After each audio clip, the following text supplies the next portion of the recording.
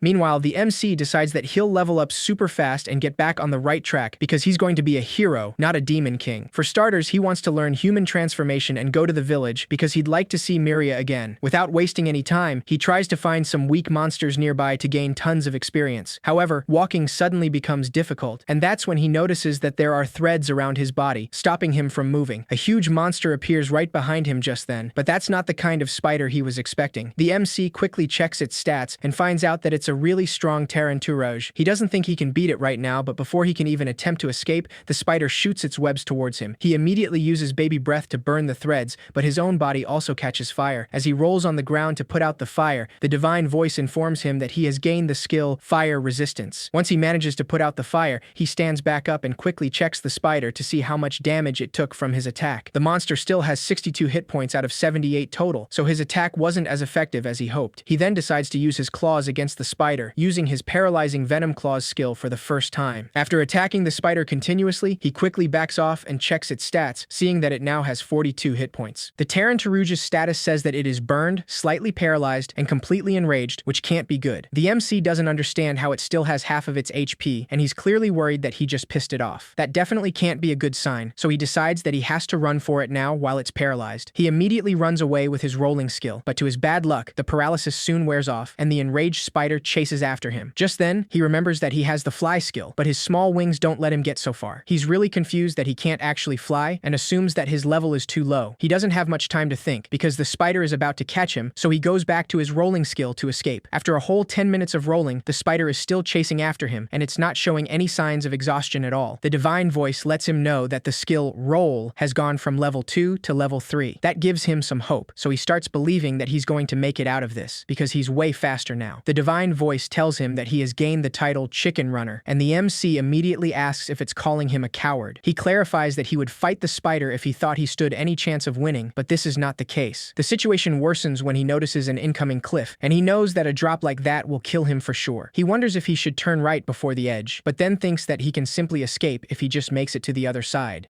His fly skill is unreliable, but he decides to jump at full speed either way, hoping for the best. Right after he jumps, he spreads his wings on the highest point and tries riding the wind to get to the other side. That turned out better than he thought, and he's glad to know that he managed to get away, though he's extremely exhausted now. The spider completely disappeared from his sight, so he just assumes that it gave up and left. The MC confidently promises that he's coming back after leveling up to fight it for sure. However, that's when he looks back at the cliff and realizes that the spider didn't actually leave, and it created a bridge with its webbing to get to the other side. The MC panics and realizes that this monster is beyond persistent, so he immediately starts rolling again. The divine voice tells him that the skill roll has gone from level 3 to level 4. That's nice and all, but the MC is still fighting for his life, so he doesn't have time to get happy about it. A gray wolf casually gets on the way, so the MC simply rolls over it and gains 20 experience in the process. The divine voice tells him that due to the effect of the walking egg title, he has earned an additional 12 experience points, and young plague dragon has gone from level 1 to level 3. A forest cutter also gets on the way, and the MC runs over the insect as well, gaining even more experience. He also runs over a wargmush, a weird monster butterfly, and other monsters on accident. He's doing literal hit and runs here, which further increases his experience on his wrongdoer title. The divine voice lets him know that young plague dragon has gone from level 3 to level 8. His stats are really getting up there just by him running away, so he starts thinking that maybe he can beat the spider now. He finally stops running and faces the spider, quickly checking the skills it has, which include bite, paralyzing tongue, spider silk, and double poison. He has no idea what double poison is, but he decides that he'll get in close and hit with a full-powered baby breath anyway. Before he can do anything, the spider shows him what double poison is and releases a powerful toxin in the air. The MC quickly jumps onto a tree to keep some distance, and he can move thanks to poison resistance, but his throat is killing him because of that toxin. He soon realizes that the spider is waiting for the poison to kick in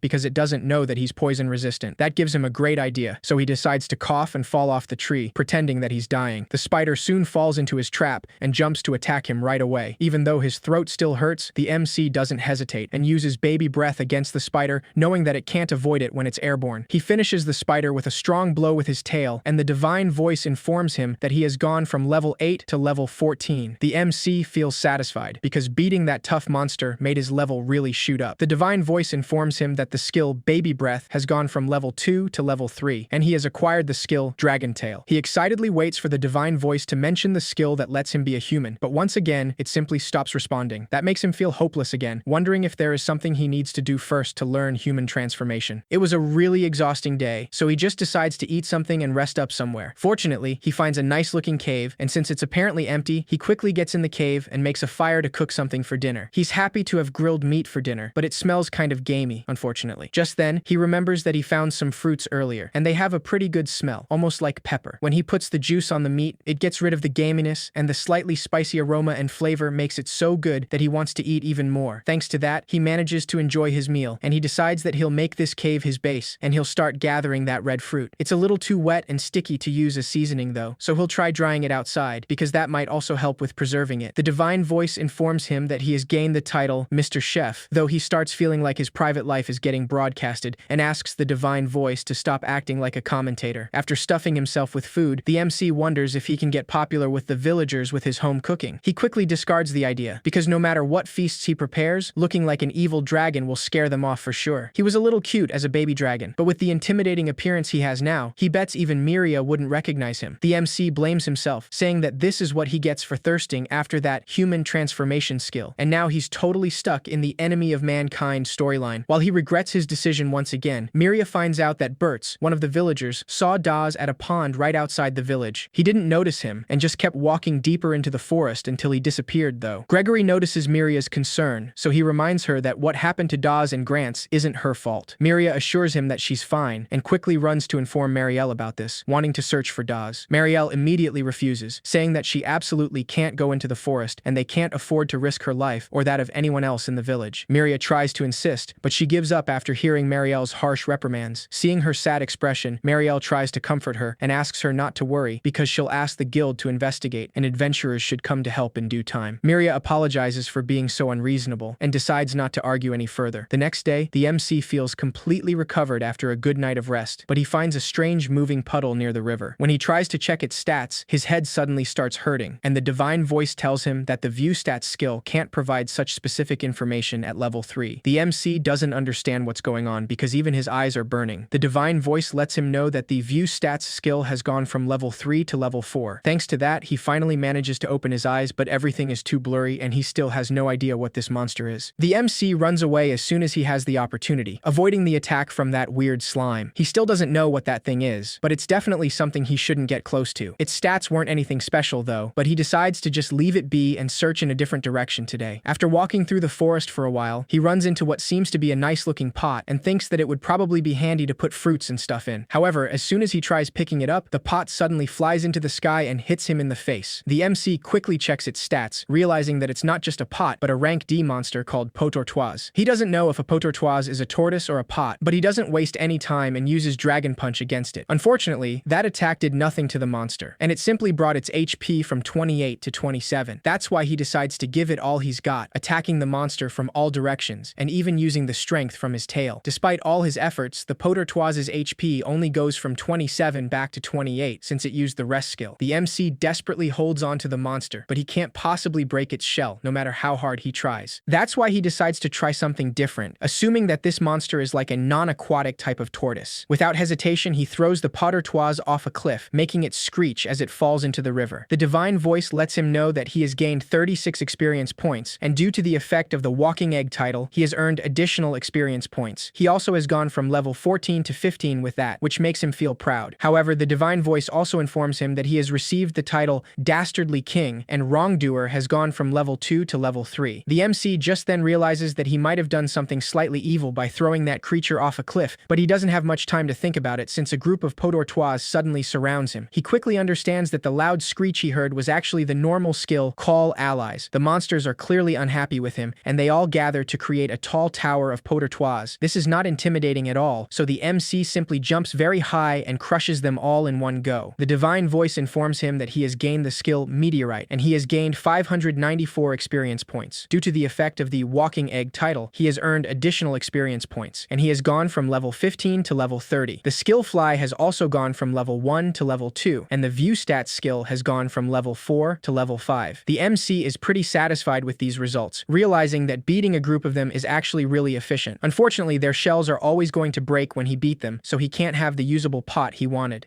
He still leveled up and got some meat though, so it is not all that bad in the end. After taking one of the Potortoise, the MC mentions that he wants vegetables too, not just meat, since veggies are important. However, he still hasn't learned human transformation, even at this level, and he's got only 10 levels until his next evolution, but he doesn't know if it will really take that long for him to learn it. He suddenly stops walking when he hears the sound of footsteps, something he hasn't heard before in the forest. He quickly hides behind a tree to see what it is, and the only thing he spots is a bear walking, but something is clearly off about it. The divine voice lets him know that he is too far away, and the stats cannot be read, but the details on the species can be viewed. The MC decides to check that at least, and the divine voice informs him that it's a clay bear, a powerful D+ rank monster made entirely from clod, with a high recovery ability. The monster is the same rank as him, and it makes him think that he can stand a chance at beating it if he fights hard enough. Also, if the name is clay bear, then it technically means it is bear-shaped clay, in which case, maybe after he wins, he can freely mold it and fire it up to make stuff like pots and jars. That thought alone hypes him up enough, so he decides that he's going to make that clay bear into some furnishings for his pad. He carefully approaches the monster, since it looks like it hasn't noticed him at all yet. This calls for a sneak attack, so he quickly climbs up a tree and attacks the clay bear with King Fist. The monster notices him at the last moment and reacts fast enough to open the back of its body like a trap. The MC panics and manages to dodge that, realizing that that thing is definitely not a bear, and it has no right to call itself a bear. He quickly dodges again when the clay bear jumps at him and takes the opportunity to attack 2 times. items. That fortunately took a good amount of HP, bringing it down from 40 to 25. However, the clay bear immediately uses its high recovery ability, regenerating its HP in a few seconds. The MC realizes that he'll never beat the monster at this rate, so he just rolls around in circles to dodge any attack while he thinks what to do, since he can't beat it in one shot at his current level. The most powerful thing he has is that meteorite skill he just learned, but there's no way it could pick up that behemoth and fly. For now, he'll just have to use hit-and-run tactics, so he tries to go around to the back, then immediately run. The clay bear keeps regenerating itself, but the MC is sure he can win if he keeps running down its MP. Before he can continue with his attacks, the clay bear rages in desperation and uses a sandstorm skill, making it impossible for him to get near. Once the sandstorm finally subsides, he notices that the clay bear now has a kind of spike armor, so he can't hit it with his roll attack anymore. His plan of going around the back won't work anymore, but the clay bear apparently has lost a whole lot of MP. It went from 100 MP down to only 19, maybe because it used regenerate, sandstorm, and probably a transform skill. The clay bear suddenly grabs one of the sharp spikes on its back and throws it at him. The MC manages to dodge that and notices that the spike melted as soon as it hit the ground. The same happens to the other spikes the bear throws at him, so he decides to test something out and jumps at the bear to grab one of its arms and rip it out. He soon confirms that the clay softens when it's away from the body, so he uses the arm of the bear to create a ball, planning to use it to hit the bear with meteorite. That probably won't take away all its HP though, and the clay bear can still use regenerate even with just a little MP left. That's why he decides to throw himself along the clay ball, using his meteorite skill to crush the clay bear entirely, getting rid of a half of its body. The MC confirms that he beat the bear when the divine voice lets him know that he has gained 150 experience points. Due to the effect of the Walking Egg title, he has earned an additional 150 experience points, which means Young Plague Dragon has gone from level 30 to 33. The MC is glad that it actually worked, because that attack surely left him busted as well. The divine voice also informs him that he has gained the skill Nutcracker, though he doesn't think it was a very cool attack, but it sure did look like a nutcracker. In any case, he got the clay he wanted, so it's a win for him. Once he's back at the cave, he uses the clay to mold some pots and bowls, using his own fire breath to light the furnace. While he waits for it to finish firing, he decides to go gather some food, hoping to find some vegetables. The first thing he finds is a small mushroom, and the divine voice lets him know that it's a lightning shroom, which has an E rank value, because it leaches all nutrition from the trees it grows on, and they're unable to bear any fruit. The nutrients taken in make it rich and delicious, but it has a slightly paralyzing poison. The MC doesn't have resistance to that, so he decides to forget it and leave the mushroom behind. He's glad that he gets so many more details now that his view stat skill is leveled up. It's a huge help, and he's sure it'll be useful to find some good vegetables in this world. After a while walking through the forest, he runs into a giant pink flower and decides to appraise it with his skill. Before he can hear any information about it though, the flower suddenly opens up, baring its teeth. The MC panics and immediately cuts the flower from the stem, and the divine voice informs him that it's a carnivorous flower with value C-.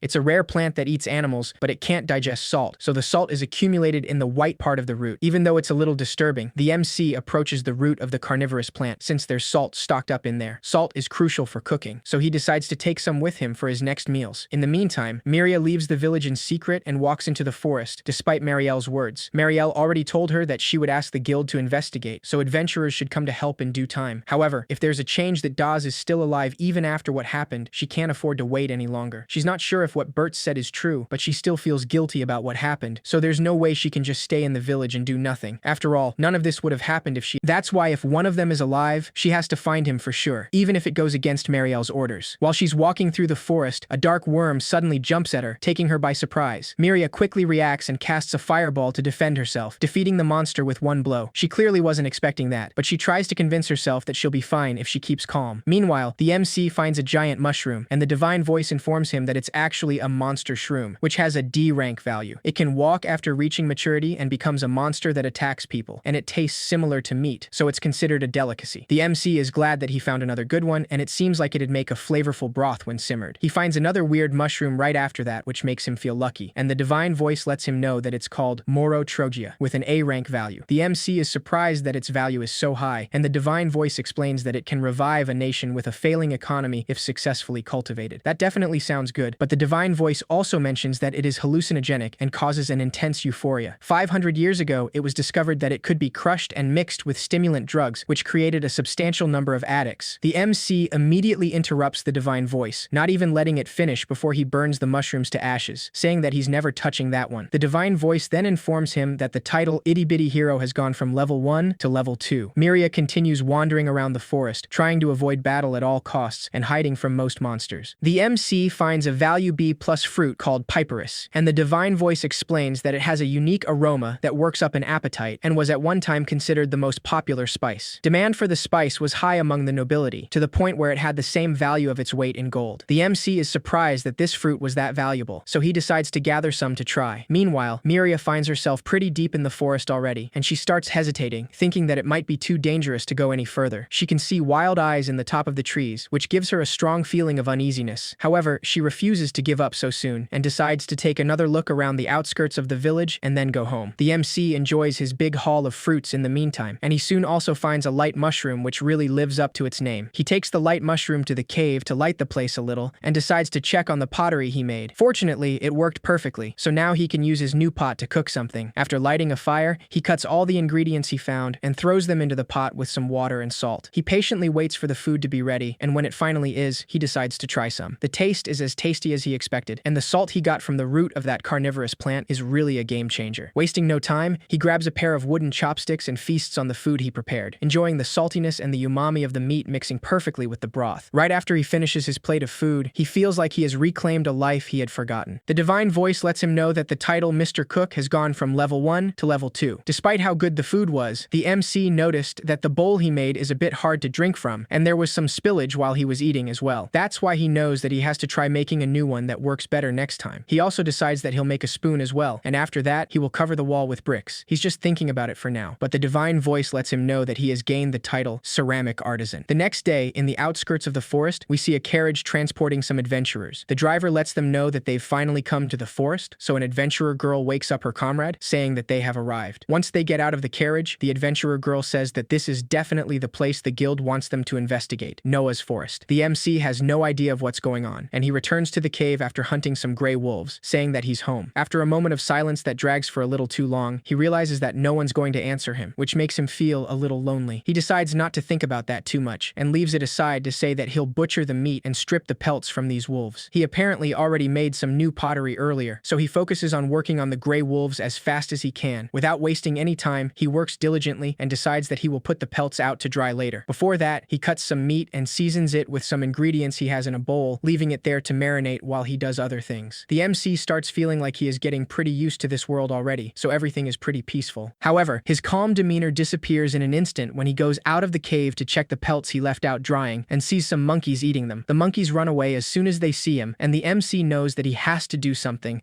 or they're going to eat his entire stock of jerky. He needs to fend them off somehow, and the best idea he comes up with is to poison them. After returning to the cave, he decides to steep some jerky in a poisonous concoction he made with different ingredients. He decides to search for more poisonous ingredients outside, and realizes that he has pretty much learned how to tell from sight whether wild plants are poisonous or not. After walking for a bit, he finds a field of flowers and knows that there must be some poison flowers around. The flowers are too pretty though, so he forgets poison for a moment, thinking that he should decorate the outside of his cave with some pretty flowers to help take the edge off the pains of everyday life. As he happily thinks about that idea, a small creature suddenly emerges from the field of flowers, taking him by surprise. The creature stares at him for a moment too long, and the MC is sure that he has never seen that kind of monster before. He uses his view stat skill and finds out that it's a Venom Princess Lacerda, which has Venom Fang, Venom Claws, Double Poison, and Poison Master as its skills. It only has poison-related skills, and before he can properly react, the Venom Princess suddenly uses the clay gun skill, jumping at him from behind to bite him. The monster immediately leaves after that, making him think that it gave up the fight. However, that's when the venom hits, making him feel a strange kind of pain, as the divine voice informs him that poison resistance has gone from level 3 to level 4. This poison is definitely something else, because he can't even move his shoulder at all. After a while feeling extremely dizzy, the MC falls on the ground, realizing that this is part of that monster's plan. He checks his stats only to see that he's been poisoned with a major special venom, though he doesn't know if it's truly different from the normal kind. The view stats skill can't provide such specific information at level 3, so there's not much he can do. The MC tries to stand, but the pain is getting pretty bad, and now that he thinks of it, he hasn't seen any plants that can counter poison. There must be a way to fix this though, and he decides to get some information on that black lizard to find out. The divine voice informs him that it's a Venom Princess Lacerda, a rank D monster that poisons its prey and flees, then feasts upon the remains after the poison takes effect. By ingesting highly poisonous substances, it creates a potent poison internally. Its bodily fluids can serve as an antidote to the poison it creates, and it uses that to bargain for its life whenever it gets captured. The MC soon understands that he really needs to capture it to get the antidote, which doesn't sound easy, but he still can move a little thanks to his poison resistance. That black lizard must be waiting nearby for the poison to kill him, so he's going to have to gamble here. Without wasting more time, time, the MC starts running away, knowing that losing sight of him would make it all a waste, so the Venom Princess is surely going to chase after him. He soon spots the Venom Princess and immediately uses the roll skill to chase after her. Lacerda uses the same skill to run away though, but the MC knows that up ahead is that cliff that he jumped over when he was running away from the spider, so he'll draw her over there and capture her. The divine voice informs him that the skill roll has gone from level 4 to level 5. That means that he's much faster now, and that should make things easier. However, the MC suddenly stops by the impact of a clay lance, and he only then realizes that Lacerda can use the clay gun skill even when she's rolling. That only annoys him even more, so he soon starts chasing after her again, and this time he manages to dodge all of her attacks. He admits that the Venom Princess is really good at rolling, and one day she'll get even better than him at using that attack. However, he's not about to let her escape, so he decides to use the Nutcracker skill against her. This manages to stop the Venom Princess, but that's when the MC sees her falling off the cliff. He immediately jumps after her, because if Lacerda dies, he won't have an antidote to live. The strong poison damages him midair, making his vision blurry, but he manages to catch Lacerda and promises that he will save her. He then uses baby breath to propel himself in the air, bringing them both back to land safely. They've been saved because of that, but the MC can't stand the pain anymore, and he's pretty sure he's going to die, but there's nothing he can do about it before passing out. Meanwhile, Miria spends another whole day in the forest looking for Dawes, but she had no luck today either. She wonders where Dawes could be, but that's when she hears Marielle's voice calling for her. Miria quickly runs back to the village, and Marielle mentions that she hadn't seen her lately, so she was concerned and paid a visit to her house, but she wasn't there. Miria nervously explains that she was stuck in bed with a slight cold, but she went for a walk after she started feeling better. Marielle easily accepts that excuse, but she still seriously asks her if she isn't going into the forest. Miria firmly denies it and asks her to believe her, so Marielle decides not to question her anymore. She also mentions that she's gotten word from the guild that adventurers are headed their way, so she doesn't have to worry. Leaving that aside, Marielle asks her to give her a hand, since she's about to go shopping now. Miria quickly agrees and secretly sighs in relief, feeling glad that Marielle didn't catch her. After a while, the MC finally wakes up and sees the Venom Princess, and for a moment, he thinks that she's only waiting for the poison to kill him. However, he's taken by surprise when he stands up and his arms don't feel heavy anymore, which means the poison is gone. He soon understands that Lacerda gave him the antidote, so he doesn't hesitate to thank her. He mentions that they had a really fierce battle going through blood, sweat, and tears, so it probably made her realize they were kindred spirits. Lacerda doesn't deny it, and now that the MC is getting a better look, he realizes that she's actually pretty cute. He decides to take her back to his cave and prepares some food for the two of them. Lacerda enjoys the food, and even though she can't speak, she somehow lets him know that the food tastes good. The MC is just glad, because it's nice to have someone else to eat with, since he's always been alone until now. He then mentions that neither of them really have names, because Young Plague Dragon and Venom Princess Lacerda are just species names. Lacerda seems to realize this as well, but the MC reassures her, saying that they don't really need names. The Venom Princess rubs her head against his, and he mentions that it seems like she's gotten pretty attached to him already. He realizes that she is actually his first friend, and tells her that she can stay here as long as she'd like. Lacerda cheers,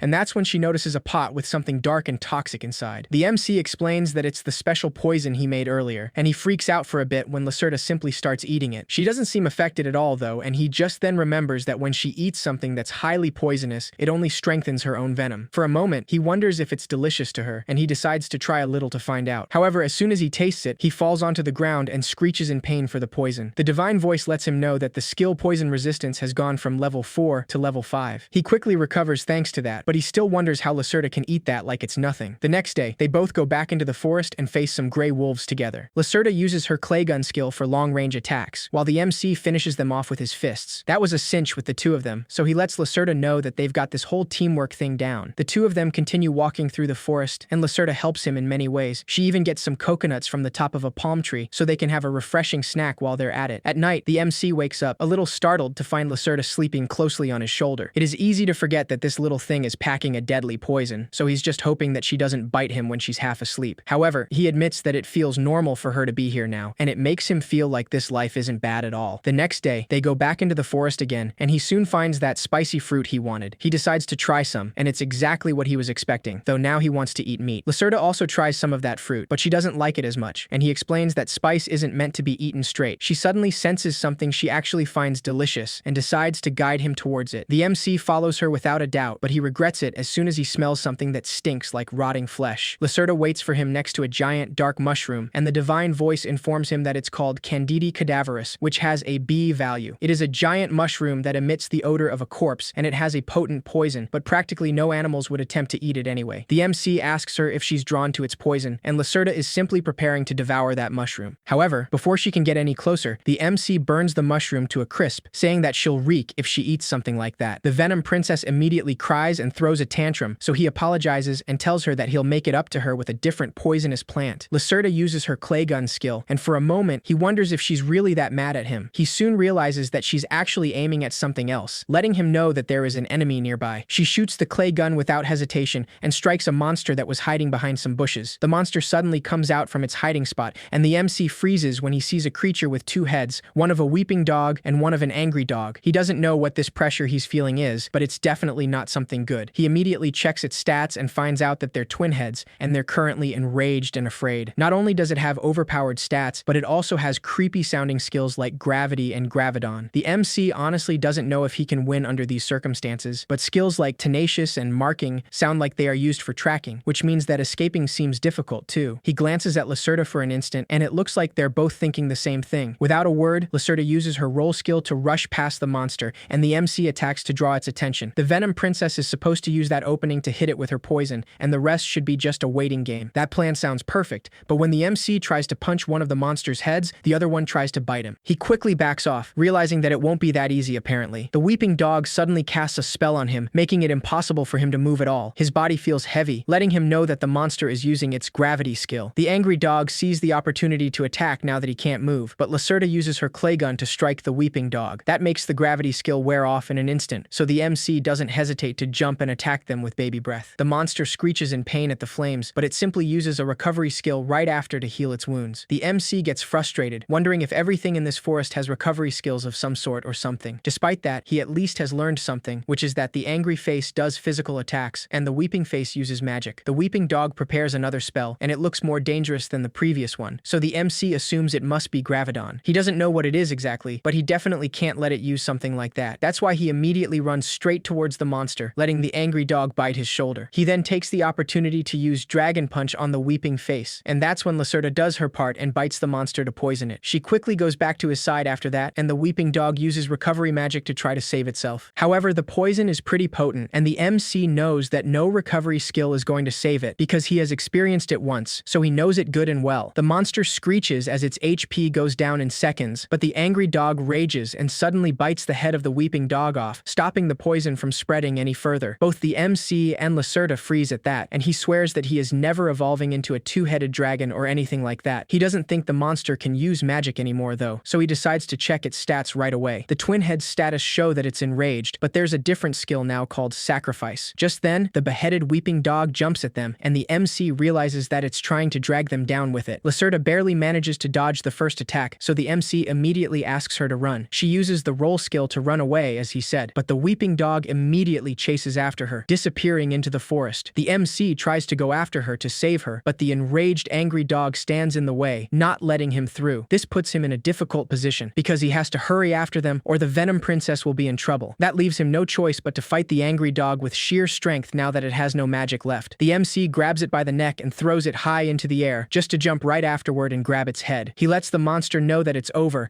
and then makes it crash against the ground with great force, completely crushing its head. The divine voice informs him that the skill Nutcracker has gone from level 1 to level 2 with that. The MC is glad that this guy's taken care of, but he knows that it isn't over yet, because the weeping dog is still alive somehow, and he has to find the Venom Princess. Without wasting more time, he uses the roll skill to rush into the forest, hoping that Lacerda is okay. It's only been a few days since they met, but they have done so much together already, so he can't let her die. The MC remembers all the moments he's lived with the Venom Princess until now, and realizes that she is the only friend he has in this world. That's why he just wants her to be okay, and he even thinks that he doesn't need the human transformation skill. But in exchange for that, he hopes that the god of this world lets her be alright. The MC suddenly stops when he sees a fresh bloodstain on the ground, and that alone makes him panic. He starts desperately calling for the Venom Princess, begging for her to answer, wherever she is. After a moment, he manages to hear a weak squeak, and the Venom Princess comes out of some bushes, deeply injured and bleeding. The MC freezes when he sees her in that state, and as soon as she comes out, the head of the weeping dog jumps at her, trying to finish her off. With no hesitation, the MC jumps high in the air to meet that monster, and he immediately punches the weeping dog. After crushing the weeping head against the ground, the MC doesn't stop punching it repeatedly, completely enraged.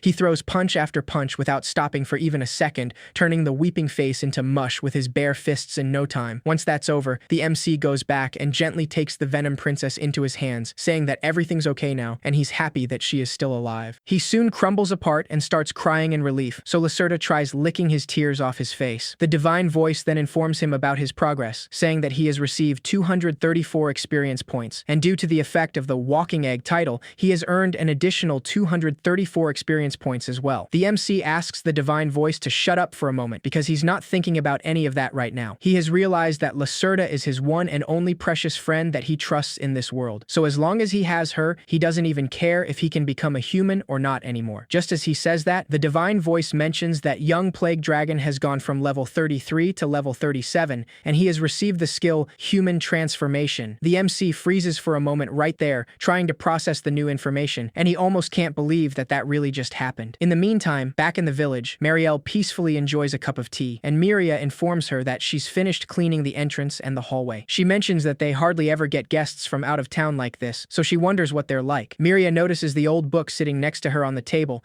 and Marielle tells her that it's a book about monsters she took from the library just because she thought she might like it. Miria thanks her and decides to take a look, seeing a page about darkworms with a large script along with the pictures. She can't read what it says though, so Marielle explains that it's ancient text and it describes the monster's rank. The darkworm is F rank, so even she could beat it, but D rank monsters are another story. She has to be a trained adventurer to have any hope of defeating those. Moreover, monsters higher than B rank are extremely dangerous, and only heroes and saints can defeat them. Miria is clearly concerned just by the description of it, but she decides to continue reading the book and sees a page about the rock dragon. Marielle tells her that the book says it's C rank, but she heard that they can get stronger with evolution. It is no doubt a monster that would easily kill any normal human, which is why she always tells her and the village people to never wander into the forest. Miria finally understands how dangerous it truly is, so she accepts her warning once again. After a moment of silence, Marielle mentions that it seems they have arrived, and just then, the two adventurer girls from before enter the house. A few minutes earlier, the two adventurers, Meltia and Yuno, were walking towards the village. Yuno asks Meltia why she took a C rank request even though she's with her, since C rank is pretty difficult, and they probably should have waited for their other members to come. Meltia tells her that it's actually easier if she's the only one with her, because she can just flee if the going gets tough. Yuno reluctantly mentions that she's not too confident she can escape though, and asks her if she's assuming that she's fast because she's part dog. Meltia just walks away, so Yuno assumes that she's simply okay with her dying, which really hurts her feelings. Meltia clarifies that she was joking, and explains that even though this is a C rank request, the objective is not to kill monsters, but to search the forest, so she didn't think it'd be particularly dangerous. Yuno then remembers that the request is about searching for a person who's supposed to be dead or something, though that sounds fishy to her. Once they finally reach the village, they go straight into Marielle's house, as she instructed. At first sight, Meltia mentions that it isn't often they see an elf in a human village, so it was a surprise. Marielle clarifies that she is only half-elf to be precise, and she asks Miria to leave for a little while. Once Miria leaves the room, Marielle explains that she doesn't want her to hear the details about this mission. This dead yet alive person they'll be looking for is a man named Daz, who was in a group with Miria, and they fought against a rock dragon. Marielle explains that Miria feels responsible for Daz's death, so she suspects that she's been going into the forest to look for him. It is extremely dangerous for her to go into the forest alone, and that's why she wants them to uncover the truth behind the rumor. Knowing this, Meltia and Yuno don't waste any more time and head into the forest. Yuno mentions that they basically just need to search the forest and find proof that Daz is dead. Meltia tells her that finding his corpse would be best, but in the worst case, they can settle this by just searching for several days and reporting that they found no suspicious people. As they head deeper into the forest, the MC takes Lacerda back to the cave and covers her with some herbs so her injuries heal faster. Since she'll be deeply asleep for a while, he decides to head out, saying that he just wants to check his stats after leveling up, of course. Once he does, he confirms that he indeed has the human transformation skill, and even though he said he didn't need it, he can't help but get excited. He decides to get away from the cave because the Venom Princess might attack if he suddenly became a human. The MC tries to convince himself that he doesn't want to do stuff like going to the village, interacting with people, or seeing Miria again. He keeps lying to himself until he reaches a lake, and he almost can't believe that he got the human transformation skill the moment he thought he'd be okay without it. He doesn't know what he should do if he becomes human though, because he doesn't want to part ways with the Venom Princess. However, living in a proper village would be nice, so if he switches every 3 days, maybe he can live in both the cave and the village. In any case, just the possibility that he could gain the trust of humans is awesome, so he can't help but feel super excited now and hopes he's a really handsome guy. He could think about this forever, but he decides to just go for it and uses the human transformation skill for the first time. His body instantly starts changing, but when he looks at his reflection in the water, his appearance is not what he expected at all. Unfortunately, he is even more grotesque than a young plague dragon, and he doesn't look human at all. The MC asks if human transformation is supposed to be this janky, but the divine voice tells him that it can't provide explanations of that nature at level 3. This only riles him up even more, so he asks the divine voice how many times it is going to give him hope and then snatch it away from him. In the first place, he wants to know how other young plague dragons use this skill to do anything evil at all. When he checks his stats, he notices that both attack and defense are down by half, and his MP is getting used up really quickly. The skill turned out to be worse than he thought, so he just gives up and returns to his normal form. Meanwhile, Meltia and Yuno manage to defeat a giant spider in the forest, but as they walk, the forest starts getting pretty dark, and they haven't seen any sign of Dawes. Yuno is sure that he can't be this far inside the forest though, and Meltia mentions that the monsters have gotten stronger too, so they should head back now. As soon as she says that, they both stop in their tracks when they see a cave, specifically the MC's cave. Meltia and Yuno cautiously approach the place, noticing two statues at the entrance of the cave. One is clearly a dragon statue, and the other looks kind of like a human, so Yuno assumes it's some sort of shrine made by dragon worshippers. Meltia tells her that she doesn't think this village has any religions like that though, and she can tell that these figures have been imbued with a powerful magic. Yuno then notices a smell, and after looking around for a bit, it doesn't take long for them to find meat drying out on the trees. Meltia takes hold of her sword and decides to take a look inside the cave, noticing how bright it is because of the light shrooms on the walls. She finds furs on the floor as a carpet, and Yuno notices a pot with something that smells good inside. She mentions that there are tons of red fruits in it, and Meltia immediately assumes that these red fruits used as spices are probably red gold peeperies. That's clearly a shock for both of them, because they've never even seen them before. Yuno quickly says that she's going to take some of them home with her, but Meltia warns her that she can't do that. After all, this cave is likely a hideout for thieves, and they could get caught up in some shady business if they're not careful. Lacerda suddenly wakes up and gets on guard as soon as she sees them, and Meltia asks Yuno to stay far away from that. After a moment, Lacerda exits the cave, and Meltia explains that it's a monster nicknamed the Venom Princess, which can kill with only a bite. Luckily for them, it seems to have fled for some reason, so they need to get out of this cave as soon as possible. Meanwhile, the MC paces around outside the cave, and he tries to make Lacerda calm down. He mentions that he saw the two adventurers go in the cave earlier, so they must be really impressed to see his pad. However, if he showed up right now, they would just assume he was a monster wandering into the cave. The excitement takes over him, and he decides to use the human transformation skill once again. Lacerda watches him transform this time, and somehow, the MC convinces himself that it's fine. After all, he learned that this world has demi-humans after seeing Yuno, who's part dog. He's sure there's a chance they could think of him as a puppy human, so he decides to shoot his shot and show up like that, happily saying hi. Both Meltia and Yuno immediately freeze, completely terrified by his grotesque form. Meltia snaps out of it first and forces Yuno to react and attack that beast. She throws the MC onto the ground, and Meltia tries to finish him off with her sword, using an attack called Lucent Luna. That blow easily cancels the MC's transformation, and that's when they realize that he's actually a plague dragon. Meltia decides to run immediately because her MP is already out, and there's no way for them to fight it. The MC tries to stop them and explain everything, but they're gone before he can do anything, and that leaves him feeling dejected and defeated. Meltia and Yuno continue running until they think it's safe, making sure that monster is not following them. Meltia tells her that she didn't think there were plague dragons living in this forest, so it was a nasty surprise. Yuno clarifies that they did tell them about rock dragons though, and asks her if they should go back to the village for now. Meltia declines the idea, since they hardly have anything to report if they go back now. Besides, they're going to need more manpower if they want to investigate further, which means they'll need to call the usual crew. That's why Meltia decides to leave the forest for now and get in touch with them. The next day, the MC wakes up fully recovered after resting all night, but he still feels down about what happened. He remembers something while he eats dry meat for breakfast, so he quickly heads back into the cave to talk to Lacerda. He explains that there are some stupid monkeys that are always stealing the jerky he makes, so he wants to poison the meat to teach them a lesson. He'd like the poison to be as strong as possible, without any color or smell that gives it away. Lacerda easily understands the task, so she produces poison and puts it in a pot. The MC is surprised that it's actually poison, since it perfectly looks like water, and there is hardly any color or smell. Lacerda is clearly pretty proud of her work, and the MC immediately marinates all the jerky with that poison and puts it outside. They both wait behind some bushes, and nothing happens for quite a while, until the MC almost falls asleep. That's when he hears the monkeys writhing and panicking after one of them falls because of the poison. The MC takes the opportunity to attack, saying that none of them are a match for him. 3 monkeys surround him, forming a team to attack, but MC warns them that Lacerda and he make a better team. That's when Lacerda uses her clay gun skill to attack, taking them off guard, and the MC takes the chance to knock them down with his tail. Just when they thought the victory was theirs, the monkeys use a skill to call their allies. In no time, a huge beast appears before them, and the MC assumes it is the alpha of their pack. The monkeys knew that they couldn't win, so they called in a higher-ranking monster. The MC quickly checks its stats to see what he's facing, and he soon finds out that this is a giant orangutan, and its stats are on par with his. However, the only difference is that this beast has skills like Quick, Power, Supporter, and Clan Boss. It has a skill that strengthens its followers, which is a big problem, and he knows he has to end this fast. Without wasting any time, the MC uses his baby breath to attack, but the army of monkeys forms an earth wall to protect the clan boss. He then realizes that he took too long, and the monkeys soon attack him again, but this time they're much faster. Lacerda uses clay gun to fight some of them, but one of the monkeys takes the MC off guard and bites his shoulder. The clan boss runs straight towards him, but the Venom Princess uses her roll skill to hit its face, and the MC punches the monkey off his shoulder. However, that's when the clan boss grabs Lacerda and throws her towards a tree, but the MC manages to catch her in time and leaves her safely on the ground. At this rate, he knows that things are just going to keep getting worse, so they must do something. He asks for more information about this thing, hoping that the Divine Voice skill can help him for once. The Divine Voice tells him that the giant Orangutan is a D+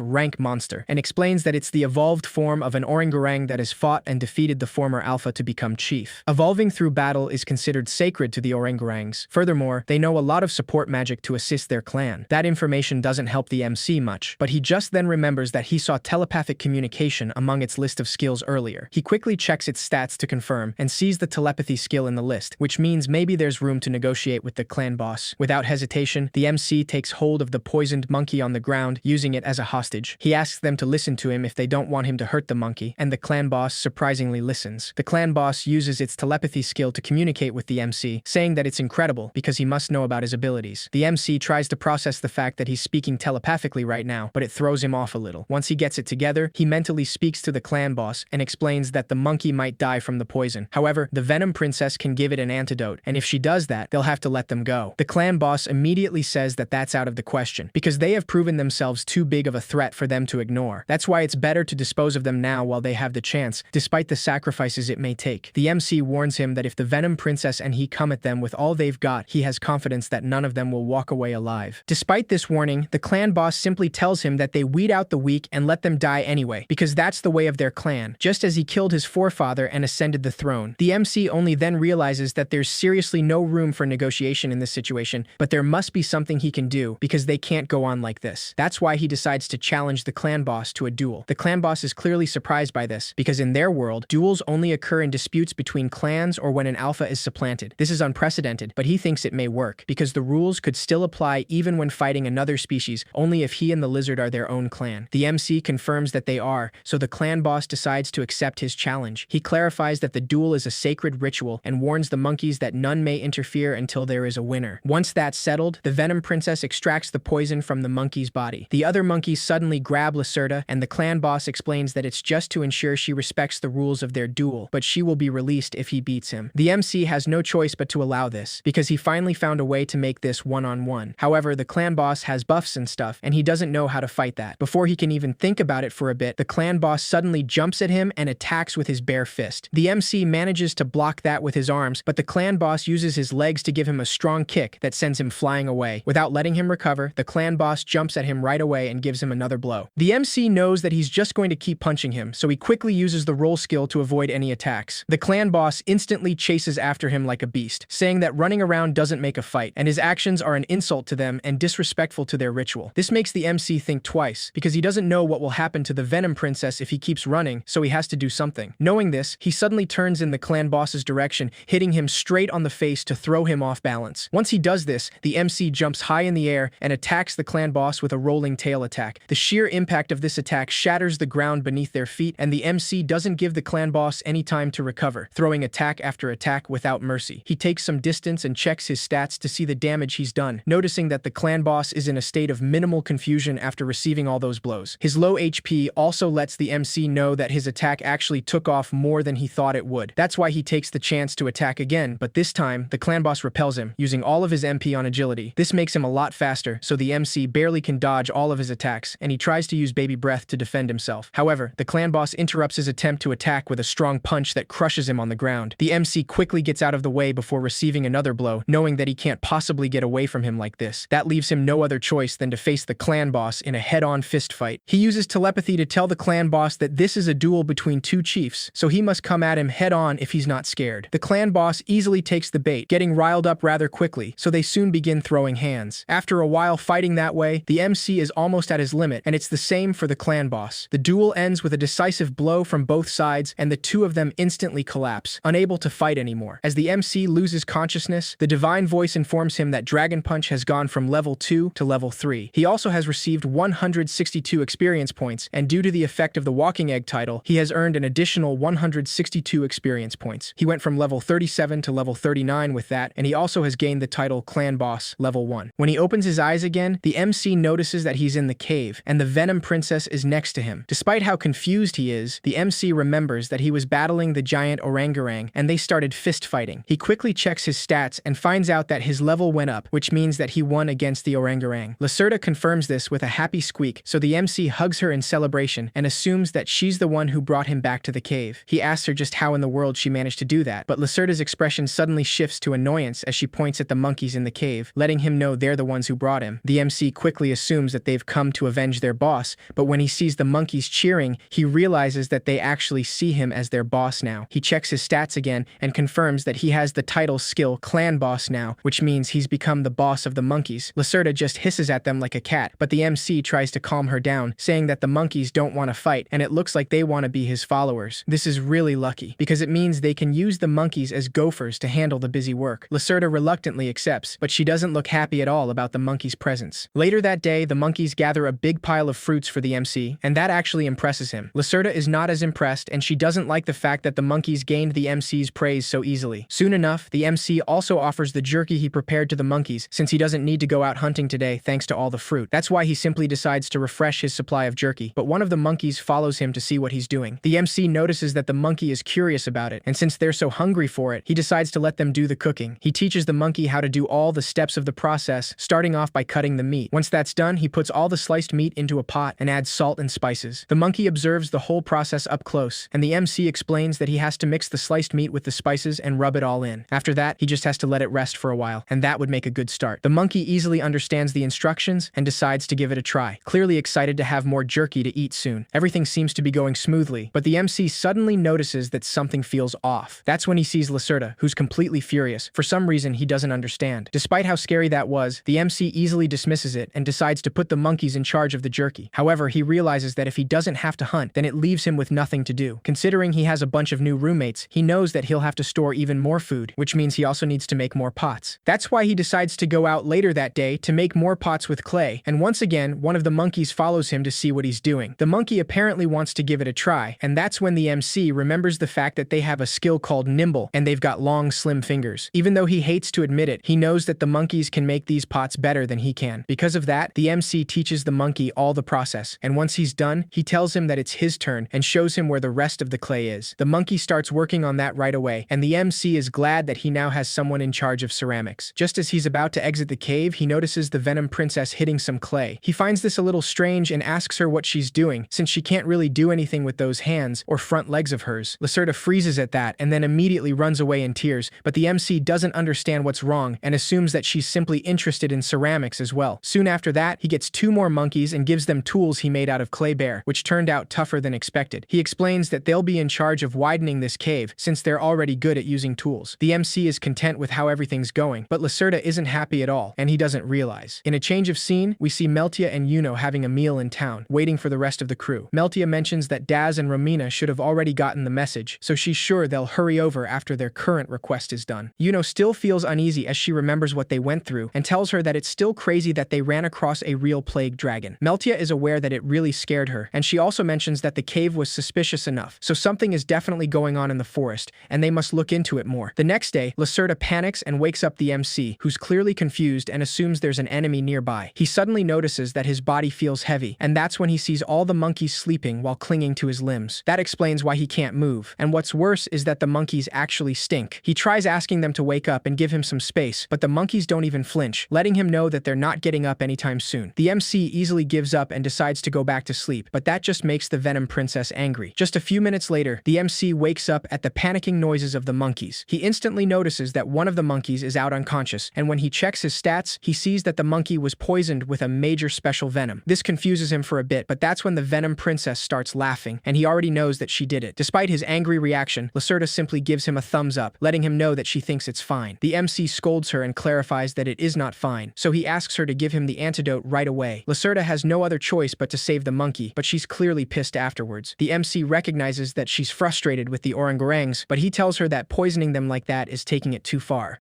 Lacerda disagrees and points at the pots, and that's when the MC realizes that he's not been giving her any attention. Since she's mad about that, he decides to invite her to go out hunting together, like they usually do. The Venom Princess looks happy with the idea, and the MC is sure that she'll feel better if they spend the whole day together. In the meantime, we see that Miria is standing near the borders of the village, thinking about the fact that it has been a few days since those adventurers went into the forest. There's been absolutely no word from them since then though, so of course she's been worrying more and more. Miria decides that this is up to her after all, so she has to look for Dawes herself. She apologizes to Marielle and then steps out of the village, walking into the forest to search for Dawes. Meanwhile, the MC also walks into the forest with the Venom Princess, thinking about the fact that he is only one level away from evolving again. That's why he wants to farm more experience and also get more stuff to spruce up his cave. He also would like to get more fruits and veggies to make more meals, which is why he'll explore the forest all day. Lacerda follows behind him, but the MC soon notices that her mood is down, so he tries to make her cheer up, saying that everybody else is having a good time. That's when we see that the monkeys are also following them, mindlessly playing with the weapons he gave them. They're loud and annoying, but the MC only sees that the weapons apparently give their attack power a pretty big boost, so he can't wait to see how strong they are now. He asks Lacerda to let him know if she spots any prey, but she doesn't respond and simply walks away in silence. The MC is left a little confused, and Lacerda doesn't respond when he calls for her again, which makes him wonder what he did wrong this time. It's nothing new, but he thinks that it still sucks that they don't speak the same language because he can't understand what upsets her. Lacerda suddenly makes a noise and warns him of some monsters hiding behind the bushes. The MC rushes to her and finds two strange wolves, so he tells her that this will be a good warm-up. Lacerda gets excited for once, thinking that they'll finally fight together after so long. However, before they can even move, the monkeys suddenly enter attack mode and get rid of the wolves themselves, using the weapons he gave them. The MC is surprised to see that their attack power did have a pretty big boost, and he excitedly asks Lacerda if she thinks they're amazing too. The Venom Princess only crosses her arms though, pretty upset that the monkeys took over their hunt. She simply walks away again, not even waiting for him, which only further confuses the MC. On the other hand, Miria has no luck after a while walking deep into the forest, and she soon realizes that she's gone a little too far this time. She knows that she needs to turn back soon, but that's when she hears something nearby. As soon as she turns her head to see what the noise was, Miria sees a man standing in the middle of the forest. He simply walks away, but she immediately assumes that it's Dawes and tries to go after him. The man doesn't stop even after she calls for him, and Miria soon loses sight of him. She goes deeper into the forest just to try and find him, but once she realizes, it is already too late. Miria stops in her tracks when she feels a threatening presence nearby, and that's when she sees several eyes of creatures lurking in the shadows. Meanwhile, the MC catches up with Lacerda and apologizes for giving the orangutangs so much attention. He reminds her that he's their boss now, so it's nothing personal at all. The Venom Princess still looks sad, so the MC decides that they'll go hunting all by themselves next time, and the others will stay in the cave. After thinking about it for a moment, Lacerda finally gives in and happily jumps at him to hug him and lick his face. The MC is relieved that she's finally back to normal now, and he promises her that he'll keep her safe. He holds her and also lets her know that he considers her the most important thing in his life right now, and that will never change, no matter what happens in the future. Lacerda is very happy to hear that, but the cute moment suddenly ends when they hear a loud scream in the forest. The MC immediately lets go of her and stands alert, saying that he's heard that voice before. He already knows that it's Miria and assumes that she's in trouble again, so he has to go to her somehow. The MC hesitates when he sees Lacerda, wondering what'll happen if Miria is with other humans. Last time that was the case, and Dawes didn't hesitate to try to kill him with his sword. The other humans from the village also attacked him without hesitation when he saved Miria, seeing him as nothing more than a monster. They had no mercy, and they were going to kill him no matter what, which is why he asked Lacerda not to follow him, since he doesn't want her to get hurt. Without wasting any more time, the MC uses his roll skill to head in the direction the scream came from. However, the Venom Princess also uses her roll skill to follow him despite his request. Once he notices, the MC decides to speed up to leave her behind, but Lacerda does exactly the same thing, easily catching up to him. He tries to warn her that it is dangerous to go that fast at her level, so she should stop following him. As soon as he says that, the Venom Princess suddenly crashes against a rock, so the MC immediately stops to check on her.